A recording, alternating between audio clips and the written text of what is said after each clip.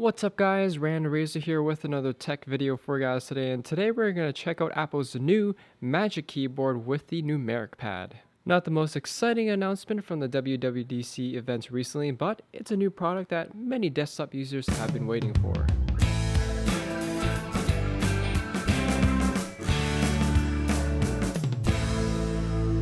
Apple introduced their chiclet style keys back in 2009, and although they always had a wireless keyboard, they never reintroduced one that featured a numeric pad. Fast forward to 2017, during the WWDC event, we saw a glimpse of the iMac Pro that featured a Magic Keyboard with a numeric pad, and although this wasn't officially announced during that event, it did pop up on the Apple online store. So for those of you who ever use a desktop with a keyboard and numeric pad, you guys know that typing numbers on the numeric pad is much quicker and easier than using the ones above the keys. Whether it's typing in part of your password to using Excel, it's quite obvious that the numeric pad is a very efficient way of punching in numbers. So for those of you who order the new Magic Keyboard and the older model is still available without the numeric pad, for those of you who don't want that and want to save a few bucks, comes in your traditional Apple packaging. Removing the shrink wrap, it looks like it's just something that slides out. It looks like the first thing that we get, of course, is the keyboard.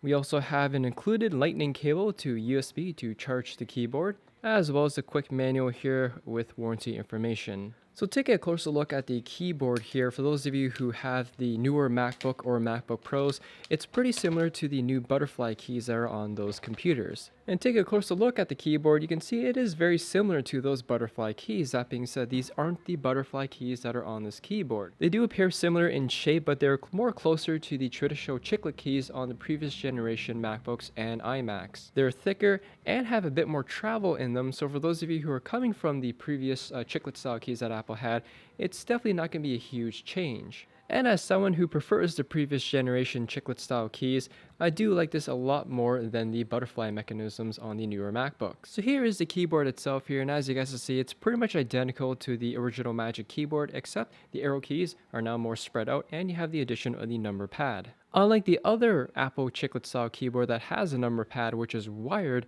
this one here is Bluetooth and wireless, so you don't have to worry about cables. Just like most other Apple products, this does feature a aluminum unibody design. On the top here, you do have a lightning port to charge the keyboard when the battery is near empty, and just above the number pad here, you also have an on and off switch.